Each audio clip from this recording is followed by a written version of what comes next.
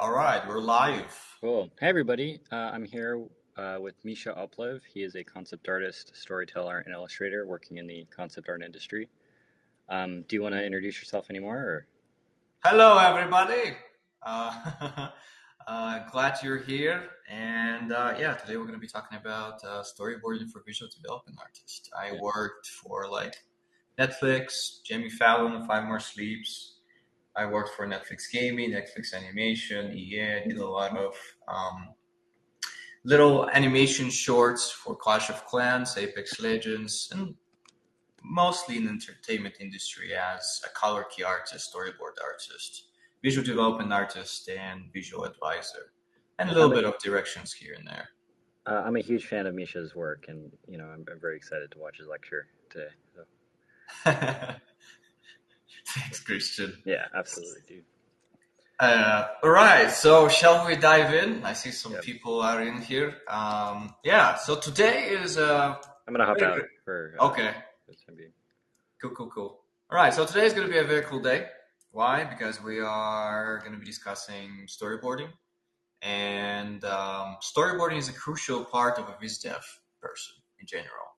Why? Because camera work, uh, the way you position your camera, the way you choose the angles of the camera, how close or how far it is to the character, to your focal point, is usually dictates the perception of the viewer, of the audience. And we, as visual development artists, or any artist in general, we are storytellers, and we are, we're here to manipulate people's emotion, right? And camera work, which is super tied into storyboarding, is super important to understand. Why? Because when you start any image whatsoever, so what you're seeing right now is part of my work. Let's say I have a little collection of like a kind of like a Catholic priest losing his faith and searching for God type of an image. And every time when I start an image, every time when I think about the story, since I have a storyboarding background, it really helps me out to pick the right shot for the right emotion and for the right emotional beat of a story. As you all guys know, I'm not sure how many of you are visual development artists, how many of you are fine art artists, some of you are illustrators, but doesn't matter what your background is and what your role in the pipeline is, right? The most important thing is that we all try to convince a story. And before we start on any story or any emotional, let's say it could be a keyframe or a piece of promotional art for, let's say, a game like League of Legends or anything, we always have to pick a camera. We always have to um, we always have to think about the composition and what the shot describes. So even if you're, let's say, a character designer and you try to present your character, you need to think about the camera and where to look at how to manipulate camera, but not storyboard artist, right? The official the official name of this lecture is actually storyboarding for visual development artists, right? Because I myself, I work in animation a lot, and I do a lot of keyframes. And keyframes are basically story beats. You can, like, for example, I'm gonna present you story beats here. This is a story of Olaf. This is the dude on the right. This is Olaf. Say hi. And this is Gruel, his trusty companion. And this is a Spankadoodle. Not sure what I'm gonna call it.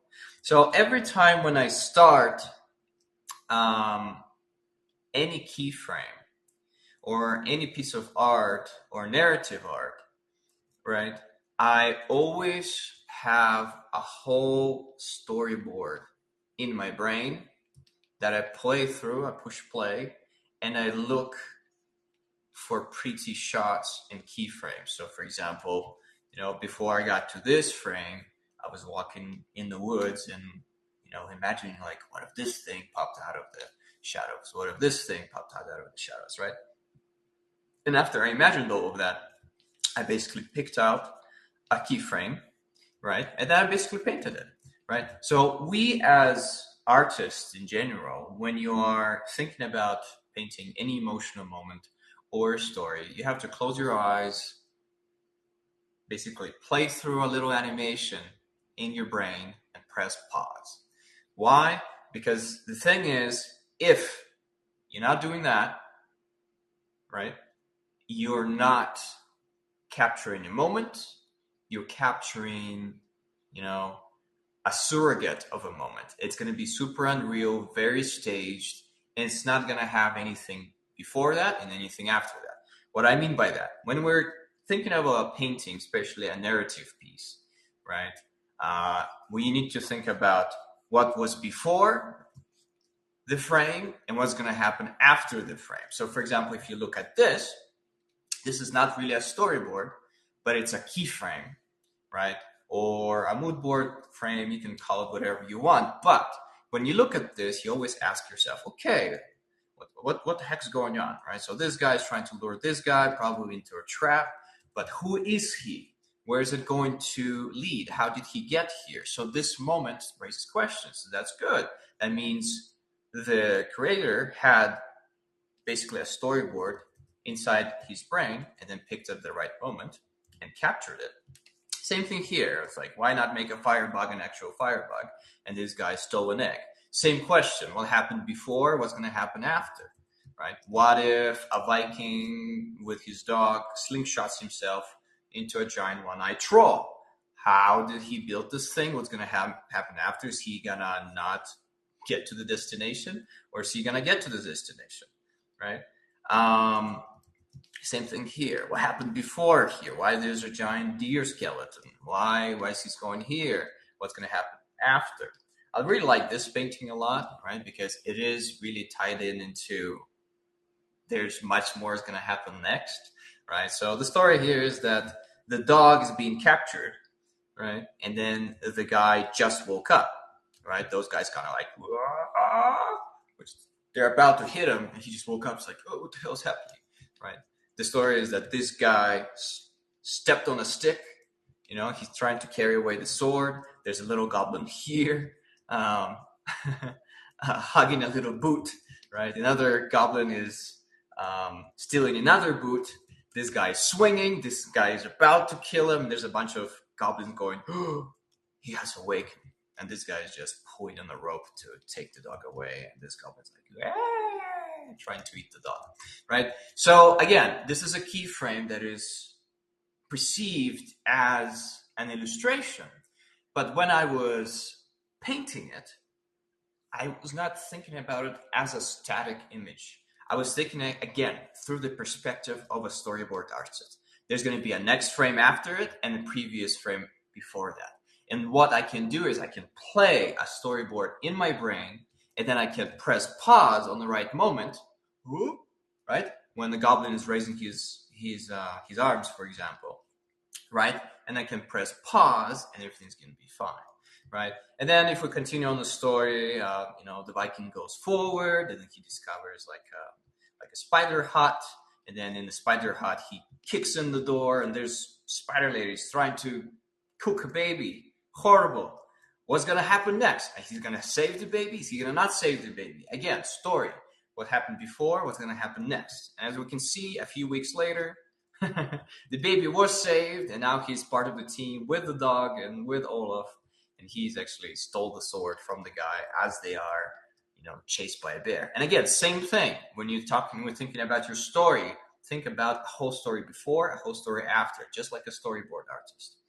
Right now, why am I talking about all of this? Because I want to get your brains in the right mindset, right? Because every time when we're creating an image as illustrators, keyframe artists, visual development artists, key artists, doesn't matter.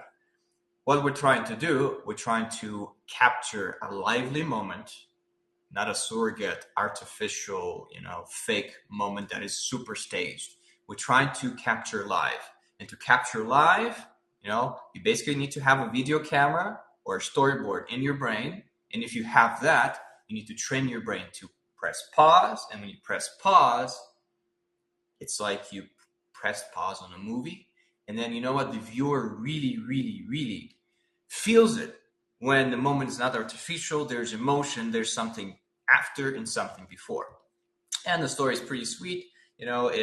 It ends with the boy having his own sword, and Olaf is all beat up by a bear, um, frying a frog, right? So why am I telling you all of this in general? It's like, Misha, like the title of the thing is Guide to Storyboarding. Well, the actual title of the lecture is actually Storyboarding for Visual Development Artists or Artists, right? Well, again, the concept of having a storyboard in your brain and pressing pause and having understanding or a hook, basically, or a question, what's going to happen after the frame or what happened before the frame, it's a mindset to have a good storytelling piece based on, quote unquote, imaginary storyboard or a story inside your brain, right? But for you guys to imagine the whole storyboard in your brain and imagine the whole thing in your imagination takes practice. You need to study script writing. You need to basically know a lot of movies and animation, have a pretty good visual library, and practice it day to day in terms of what happens next, what's going to be before that. I have a really good little exercise for you guys that you can actually follow. You can answer one question: what if this, then that, right? So, and then what was before, what's going to be after. So, for example, what if a Viking encountered a giant looking spakendoodle in the forest, right? What if this, then that, and that sparks future thing. And then again, question: what happened before and what happened after? And if you're going to be putting your frames or keyframes or any art through this little kind of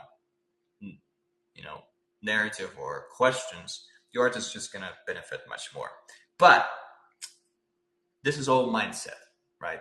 This is how I approach keyframes or visual development pieces that tell a story. Like, for example, again, if someone is new to visual development, like before a project is made, look at this, Olaf and Guru, or let's say a feature film, a lot of the times we illustrators or keyframe artists would get hired, right, to do keyframes that explore story, keyframes that explore mood, that explore the world, right? And basically it's a test for the whole feature film without committing with the budget. And it's really, really important. Thinking artists who can think about the whole story and emotional state of the story and how the emotions are convinced to the audience or to the viewer, they're very valued in the industry right now, because creating pretty images is not hard. Creating images that look good, then that convince the story and emotion, that is really hard.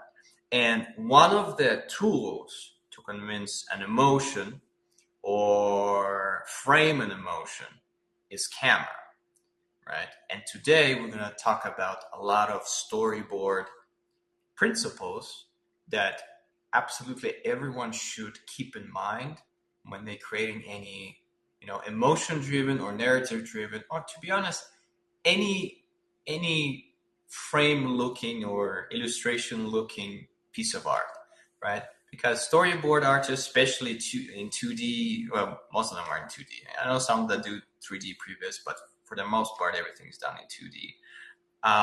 Every time when they do a shot, the camera is placed with a lot of thought. And I would really recommend studying 2D animation, because in 2D animation, every shot is thought out, because in 2D animation, you have to animate everything by hand.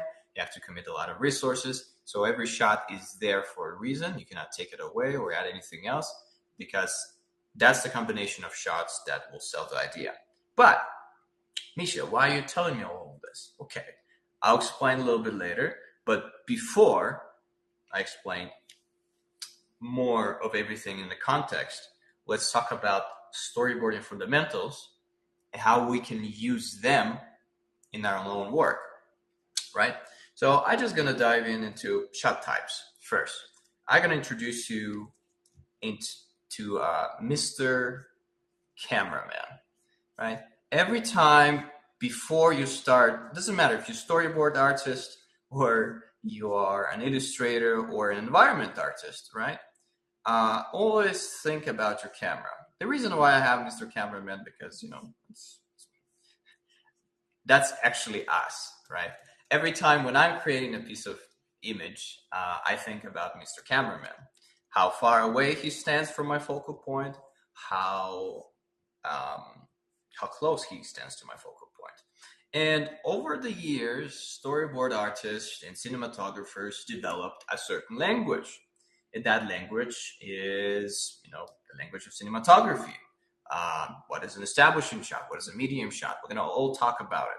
But for now, all you need to think about Mr. Cameraman. So, for example, we all know what a focal point is. Focal point is what the camera is looking at, right? And a lot of the times people have trouble trying to understand how far away or how close up they need to have an object. They're always resizing things. And over time, camera position in terms of how close or how far away the camera is from the object. So let's say, for example, it could be, us, just saying hi to Mr. Cameraman. It could be a castle if we want to be, because it doesn't really matter what the focal point is, because our main character is our object. So it could be an object on the table as a focal point. It could be a character. It could be a prop. It could be an environment, right? It could be anything. So I have a question for you guys. Everyone knows the show Friends, right? Or you know what? If you don't know Friends, just think about any sitcom that you watched before, right? What happens in the opening title? In the opening title of every sitcom, the music rolls out, and then we're gonna get what?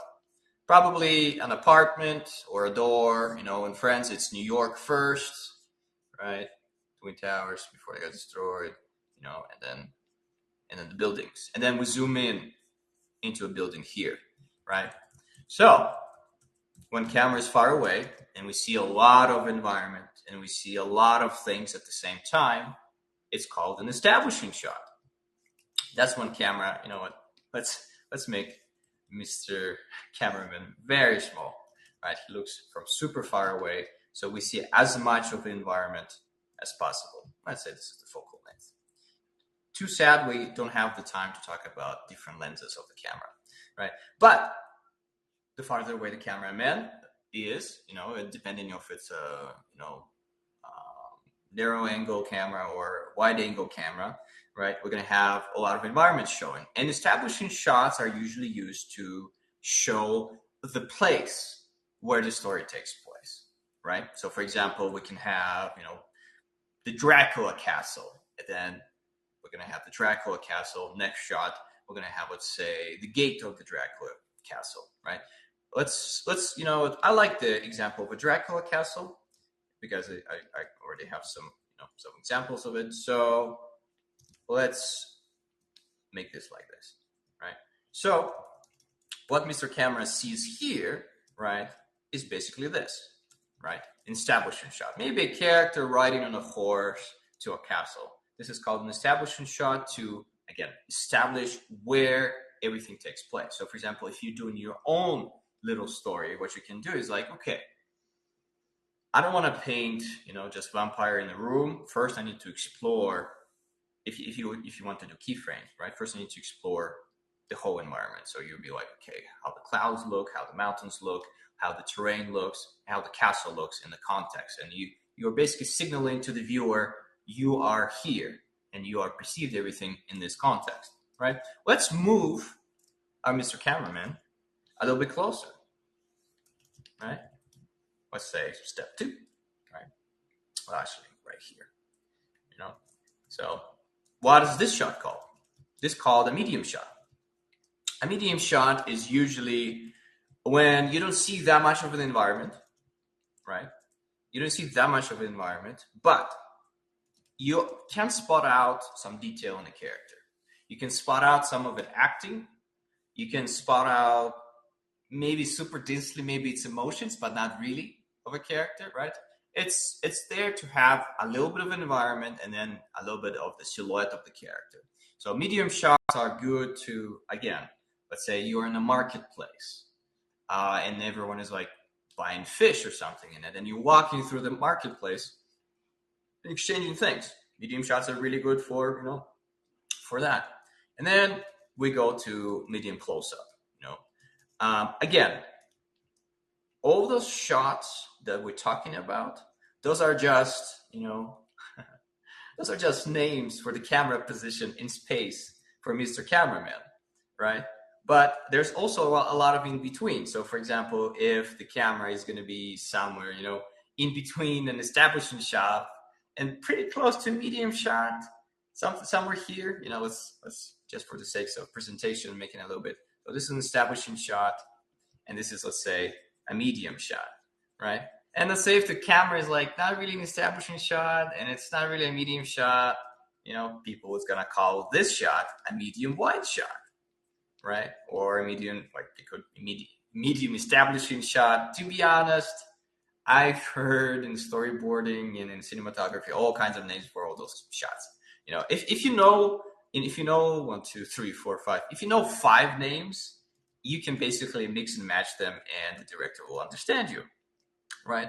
Okay, so we talked about established shot, medium wide shot, medium. And now let's talk about medium close up. So medium close up is good when you have the character already, closer to the camera. It's even more close. You have a little bit of environment left, so kind of like doorways, windows, maybe a little bit the castles in down in the perspective, right? But the main thing that you have to understand that we are closer to our focal point. That means we can spot more detail. That means we can spot more emotion. That means we can spot a little bit of acting. Are they angry? Are they confused? Right? We can understand more what's going on in the shot. Basically we can hear and see the our main protagonist or main focal point. So let's call this medium close up shot, right? And then we have close up. Just imagine that Mr. Cameraman is slowly, uncomfortably, approaching you and starts looking you into the eye. We all know those people that probably grew up in a very big family. They have no personal bubble and they go look right into our face, right? That's what close up is, right? So let's imagine us standing as characters here, right? And let's have Mr. Cameraman right here. This is called close. This is called close up, right? It's when now we can totally spot the emotions of the character, right? Is he smiling? Is he angry? We can see the detail in his face. We can see a lot of acting in the face, right? And the environment is usually either, depending on the lens, either blurred out because there's a depth of field involved, or it's not very important. The main focal point is whatever is super close to the frame. And again, you don't have to connect a character to those names. A close-up can be of a tower, and someone inside the tower, right? Because we're technically using the tower or the castle as our actor, right? Or we can use an object. So I'm using an actor or a person because usually what we do is we use actors and characters as our main protagonist, but it doesn't have to be that. Okay, and then the last one, the super uncomfortable one. It's when the Mr. Cameraman is like, and he's like breathing right here and says hello, and that's extreme close up. Of course, it's going to be that big. It's not going to be that close, but yeah. So extreme close up, and extreme close ups are there to convince again, extreme emotion, extreme or detail, anything that needs extra attention. Right, so a lot of the times you have black bars going over, especially in the cowboy movies. and the guy is just smoking, just looking very intensely, or crying. It could be an extreme punch-in or a close-up of an eye. It could be any detail, honestly, right? Extreme close-up is there to reveal extra detail. So how can we spot a rhythm in how camera is positioned? So if we need to show more of an environment, it's closer to an establishing shot, and the farther up camera is. And then if we need to show more minute detail, like, again, detail of face, of a character's clothing, of a character's items, we move the camera closer. Why am I telling you this, guys? Because a lot of the times I see, images and illustrations when people try to do, like, they paint an image and there's a castle in the background and the dragon is attacking it, and then there's a character in the foreground crying, and then there's someone shooting someone in the foreground. There's just too many things happening, and people don't know where to position the camera. They don't know what the main emphasis of the shot is, and they don't know how close or far away they need to move Mr. Cameraman, right? And I just described you. If you need to show more of a environment, don't have characters, jumping in your camera. Just focus on the environment and where the action takes place. If you're using a medium shot and you want to show a little bit of a character just in the environment, you can use medium wide shot, right? Where there's still a lot of environment itself, and there's still a little bit of a character, but not too close. If you want to show a little bit of emotion, and I'm going to show a little bit of examples later on, and you want to show the silhouette and a little bit of emotion, move the camera closer. If you want to show more of a detail, even closer, until you get all the way, up into the into the actor's face, right? Let's play a game. I'm gonna show you shots from my favorite animation, Iron Giant by Brad Bird. Amazing story, very underrated when it came out, but became a classic. And I'm gonna show you a shot, and you're gonna say, what shot is it, right? What shot is this? 1, 2, 3, establishing shot. Why? Camera is super far away. We still have environments. What does that shot says to us? We are in the forest. That's what the action takes place, right? So if anyone wants, you can later on practice this at home. There's a few websites that I recommend. There's like animation screen grabs, and there's a shot deck website where you basically can get still frames or from any animation or movies. And what you can do is you can download them and then basically put an E for establishing shot. Okay, so this is an establishing shot. That's where the action takes place, right? What about this? The camera is kind of close to our protagonist, but it still shows a lot of environment. So what this shot is? Well, it could be still called an establishing shot, technically, or it could be a medium wide shot, because it's if we are counting the giant in his normal proportions, I would call it this a medium wide shot, right? Or if we count the giant and the boy, this could be medium wide shot. But for the giant itself, it could be medium shot, right? So see, it's as long as you have the language in your repertoire, it's going to really help you later on talk to your directors potentially, especially if you want to go into animation as a visitive person. I'm strongly advocating that if anyone is involved in storytelling, animation, illustration, doesn't matter, have as much understanding of different fields as possible, and storyboarding is a must, in my opinion, if you want to be relevant. All right, what is this?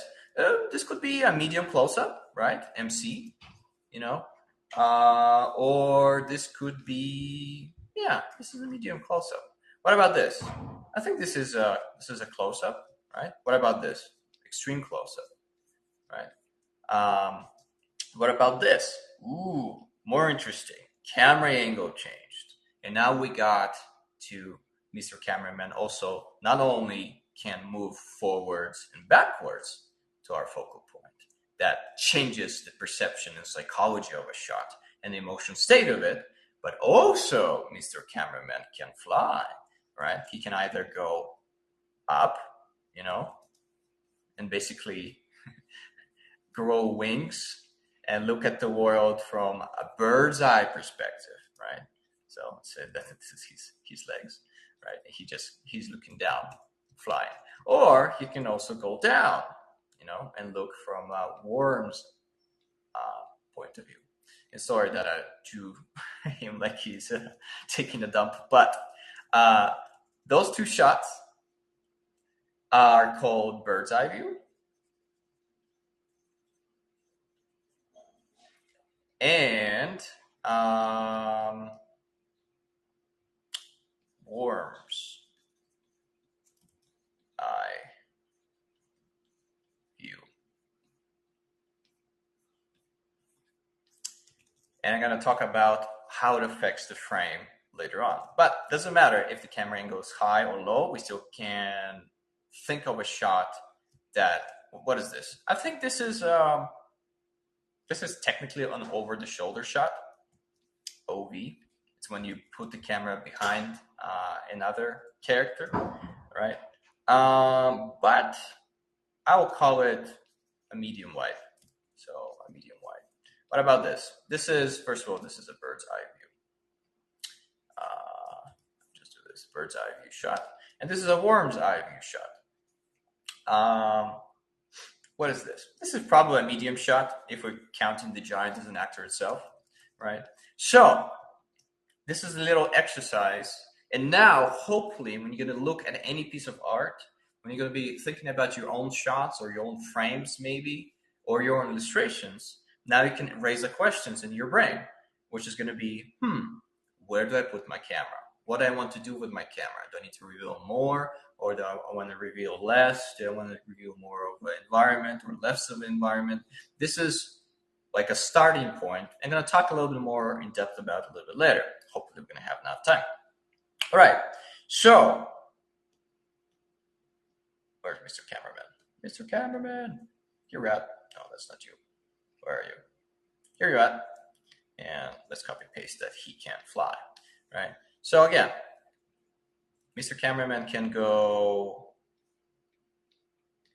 closer or farther away from our focal point, right? And that dictates what we focus on in the frame, right? But another thing that Mr. Cameraman can do, again, he can go up or he can go down.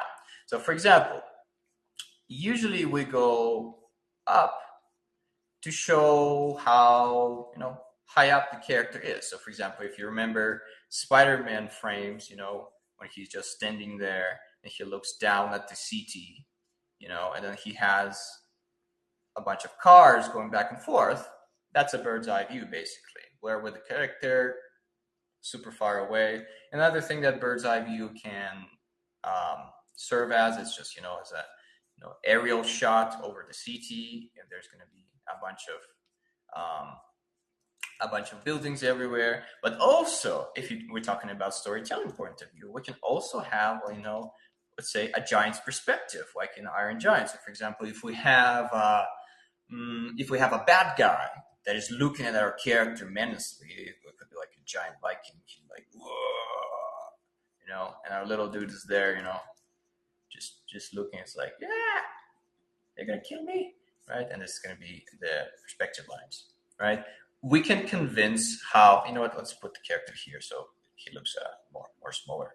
What we can do with, over the shoulder, high angle or bird's eye view type of a shot, or I guess more of a, let's draw another cameraman. He can not only sit down or fly up, he can also kind of go, and elongate himself. The reason why I use Mr. Cameraman everywhere is because it's nice to think of your actual camera as an actual person, because that's us, that's the viewer. Just instead of a head, we have our eyes, but I usually draw Mr. Cameraman like this. So yeah, he can sit down, he can fly up, or he can elongate his legs and go like this. And usually when he goes like this, remember The Incredibles, remember all the movies that you saw about very, threatening dudes, like we're, creatures that just rise up. The camera goes behind the character and looks at our character small. Another thing is, again, when this is us having the camera from the perspective of a threatening guy, right? But imagine that we also can identify ourselves as the little guy, right? And then we're just going to have a reverse shot of that, right? So we're going to have a super little guy looking up, and then we're going to have perspective something like this, and then we're going to have a huge guy looking down at him, and or more of something like this, and then we are with the character looking from down up, right? So another thing that the camera is really good at is connecting you through the perspective of your main protagonist. So if your main protagonist is a giant dude who's going to kill everybody, you can have a camera high up so we can feel high up with the main protagonist. If we are the little guy who is kind of like, I call it David and Goliath shot, that's this thing, we can have a camera with our protagonist so we can feel scared and feel small to the world. Another thing that we always can do is like, it doesn't have to be the relationship between threatening and unthreatening.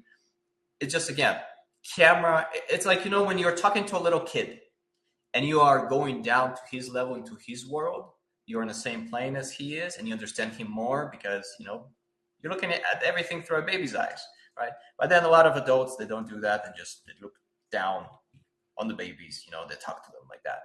But that's kind of like, this is the analogy that I usually like to say. So yeah, again, if you need to see more detail, move the camera closer. Less detail, less the shot is about the detail, move the camera farther away. And I have a few examples from the actual movies, right? So for example, here's some establishing shots. Again, where we're located, forest, mountain, sci-fi city, by the tree. That's what this shot is all about. Where we're located as an audience so we don't get lost in the story, right? Bird's eye view, really good for establishing. Again, it could be establishing shot plus bird's eye view. It's there just to show more of an environment or show how high you are, or like, for example, to show how big the crowd is, because that's the only shot that can show everybody. Unless you're going to have a camera panning like this, but that's another thing about cinematography. You can do whatever the hell you want. Let's say more detail. We can see more acting in the characters' faces. And that's awesome, right? Because a lot of illustrators, they say, hey, I want to show my character scared. And, they have like this little spinkadoodle far away in the distance, and you cannot see anything on their face, right? Because they don't think about the camera, and they're trying to do too much with the shot at the same time, right? And then medium close-up, same thing. It's just, it's just going to be closer. Close-ups, that's the fun part. I really like close-ups. I think a lot of people are underestimating close-up shots. It's really where you can show the acting of your character, and you can show them being real humans or real jerks or real villains. That's where the eyes is there. People say that the eyes are, door to the soul or windows of the soul, and, use close-ups.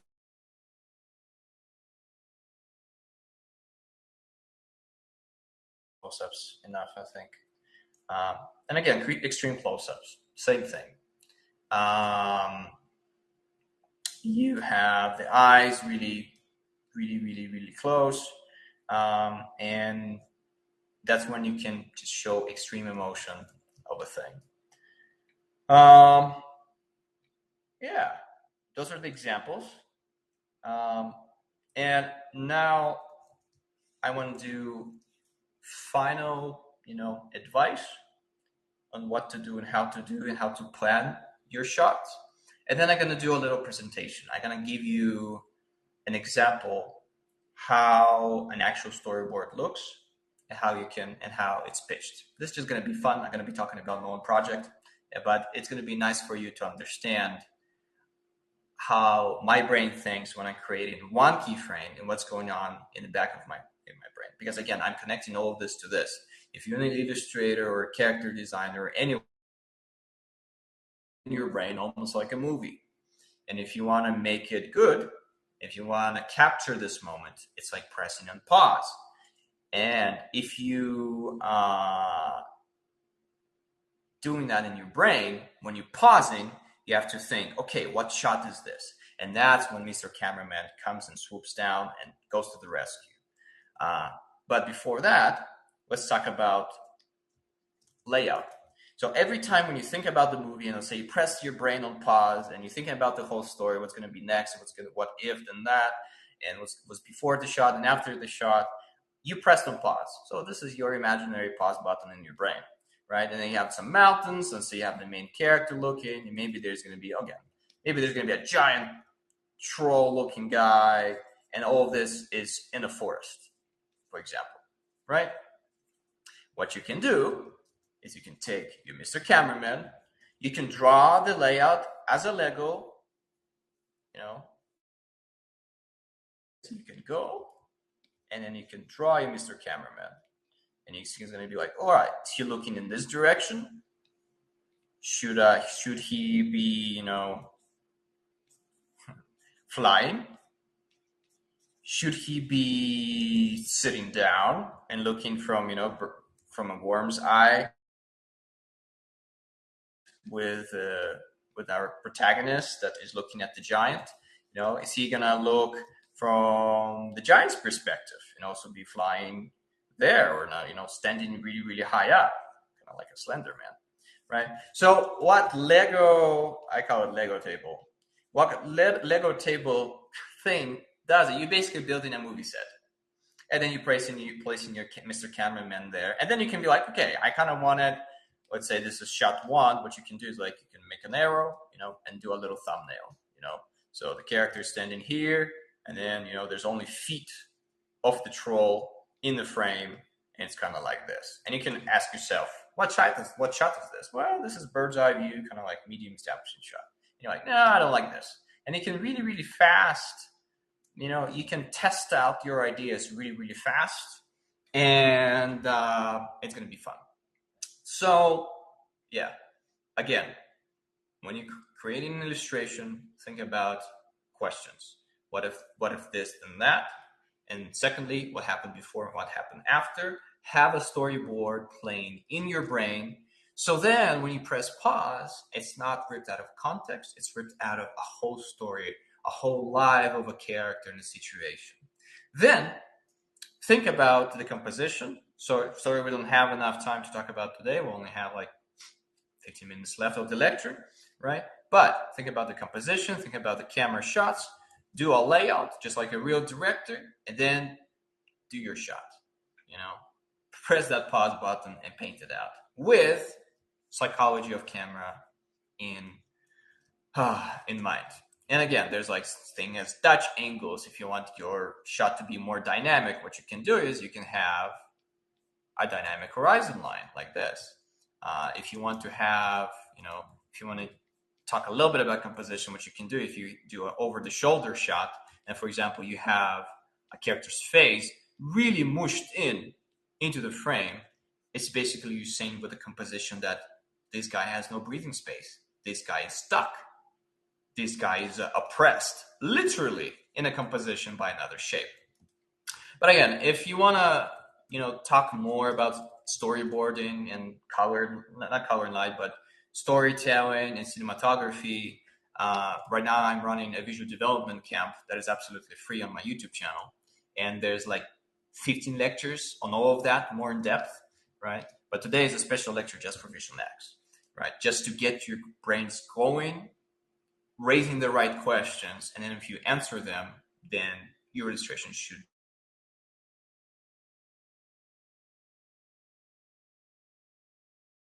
And then after that, think about the whole story as a storyboard in your brain, press pause, invent a Lego table, put your cameraman there with the principles that we've talked about here, right? Yeah, psychology of shots, it's a whole nother thing. Sadly, I only have 15 minutes left. We don't have enough time. Again, also, one thing that I want to tell you guys, I pinned a little message in at the top because our time is limited, so we can have a Q&A session in my Discord channel later on separately. So you guys, if you have any questions, you actually can go in and reach out and talk to me directly through a voice channel. Okay, so as a bonus to all of this, I prepared a little storyboard. Hopefully I'll have enough time to present it. A project called Lumber Saga, but why am I showing it to you? I want to basically tell you how I use all this theory to create a storyboard, and how then I can basically take any moment out of it, press on pause, and paint a frame out of it. So this presentation is basically what's going on in my brain. So movie time. Hopefully 14 minutes is enough for that. Okay. Imagine, water flowing under the gate. Weird, inscriptions on wood of Vikings. Dragons on the gate, looking all threatening. A wooden carving of a Viking slaughtering a water snake. More Vikings with weird weapons, slaughtering more snakes. And then we have a medium shot of a gate with everything together, and it's like a puzzle. And then we have a pan up. We pan up, and we see a lonely Viking on the gate with a torch. The wind is howling. The torch is flickering. We have a bird's eye view of the water gate with moon reflecting and water going under the gate. And then we have an establishing shot, have an establishing shot of where the gate is positioned, how big it is, and then we have the moon reflecting in the water. Then we have a close-up of a Viking looking into the distance, breathing out cold air. Then he hears a whistle off screen. He goes, "Oh, what's going on?" He has tattoos, regular tattoos of a Viking to the right, and then he has weird technological tattoos on the left that don't belong to a Viking world. We have a punch up of a close-up. Who is approaching? He hears distant steps, tuk, tuk, tuk, tuk, with a fire, and he looks into that direction. And then we cut to a close-up of a Viking raising his torch and slowly going boom, boom, boom, boom on the stairs. Is he a friend or foe? We don't know. It goes boom, boom.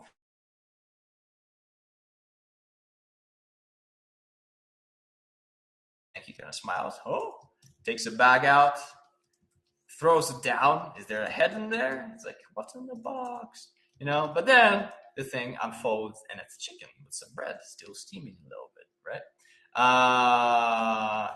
The guy's looking at it, and he's still very grumpy. But then what he says, he's like, "Oh, chicken, nice," and then he turns around, and as he turns around, something in the distance goes, weird sound in the distance, and then his tattoos start glowing.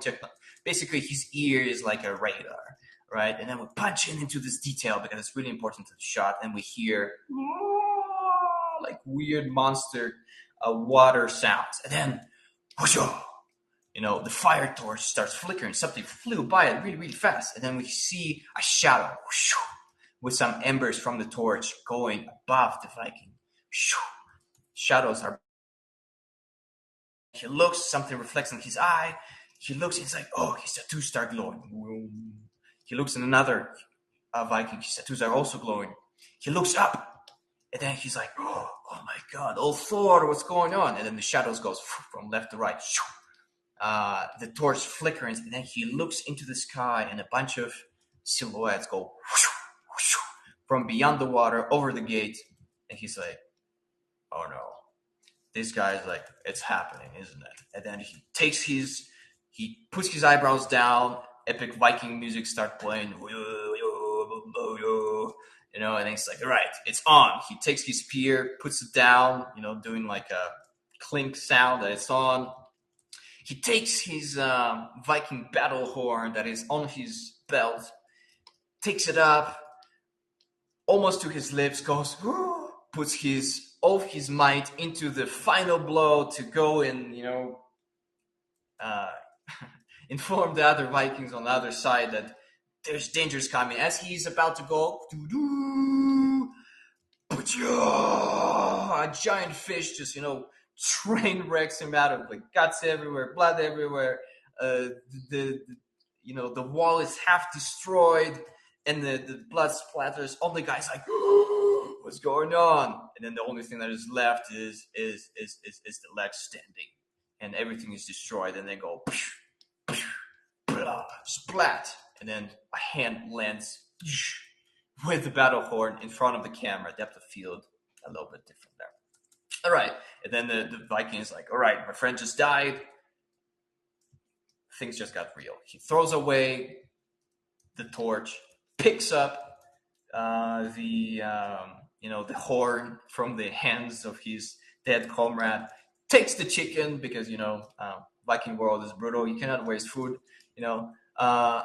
As he's jumping over, he puts it in his mouth and he goes down the gate. He goes into the boat, pushes a button on a Viking boat, and then the boat goes. The eye of the boat starts popping out, and anti-gravity engines start popping out. The water is flickering. A sci-fi engine on the Viking boat starts opening up, and it goes. He goes into the distance on a supersonic speed, and as he goes from beyond the wall, more weird fish monsters start coming out and then landing right next to the boat. He goes left, right, left, right, left, right. He still has the chicken in his mouth, and he's going in supersonic speed. He takes a bite. From the chicken, and then he takes a bite of the chicken, but then we have a POV perspective of the fish monster, and he's going after us, kind of like shark type, and then it jumps from the water. And then now we cut to the perspective of the Viking. He's still chewing. And then he takes a final bite. And then the fish that is flying away goes, takes the bite off. He's like, oh, what's going on? And then he's like slowly realizing that his chicken is gone. He goes, and then from off screen, he reveals that the monster not only took the chicken away, but he's also took half of his arm away. And then he's like, now it's on. He starts yelling. He pulls a final lever on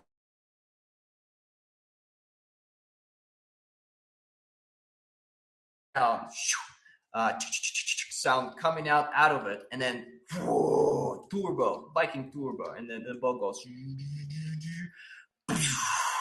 on supersonic speed, and then he starts yelling, super distant in the backwards, him going towards the island.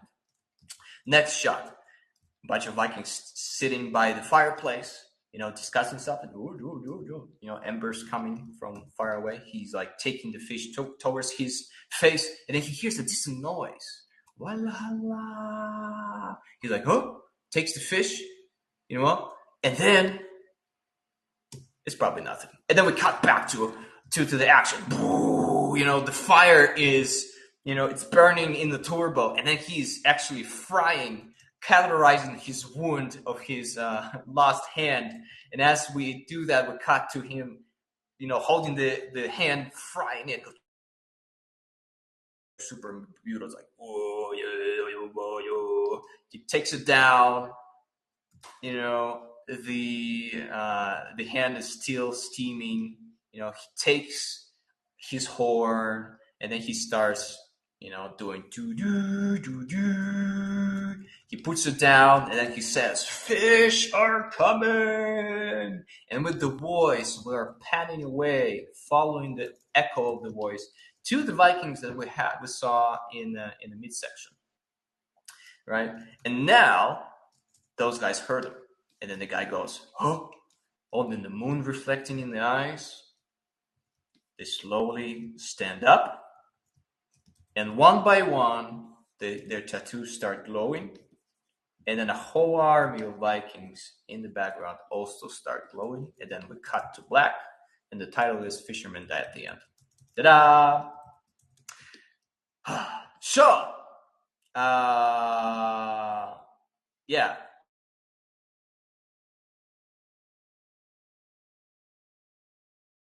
Do now is, this is what usually going on in my brain when I'm creating any type of a story. Okay. Every time I think of my main character motivation, this is what's going on in my brain. And this was should be going in your brain. And then the only thing that I have to do is zoom into a moment that I really like, press pause, think about the camera, think about everything else, and then just paint the illustration, right? So think like storyboard artist, think of Mr. Cameraman to convince your story and your emotion. Think about the angles, think about everything from a Lego table standpoint. But again, story is king, emotion is king, and that has to be in your brain. And the only thing that you have to do then is pause and paint the painting. So now, for the most part, that's it. I wish I could go for another 3 hours because I really love what I talk about. But again, if you want to hear more about all of this, I have 15 hours already on YouTube. It's all about storytelling. It's all about what we talked tonight. And again, join on the Discord Q&A session because we're going to be kicked out of here in 3 minutes. So me and ask any questions at the top of this chat. I have a little link, and then you can go there and ask all the questions. So yeah, looks like Christian trying to enable his camera, but it's loading, and for some reason it's not working for him. Hey, that's fine. Yeah, so hope you liked the presentation. We had 3 minutes. Let's see if I want to say any final words of advice. Oh yeah, I do actually. I really do. What, Christian? Oh no, sorry. Go ahead. So basically, what I wanted to tell you guys is, so you just observe the storyboard, right? And this was the first version of the storyboard. Look, it's just scribbles of a composition. Because what I'm doing is I am picturing what happened in my brain and then just very sloppily, picturing on the frame. So what I want to tell you is, hey Christian, can you mute your mic because your keyboard is very loud? Yeah, sorry. So basically, what I want to tell you guys is, do not be stressed out or confined at how well your shot needs to look like. Because look, this is the final shot. See those pink doodles? So this shot in my brain is the same to me. So this and this is absolutely the same image. So thumbnailing doesn't have to be.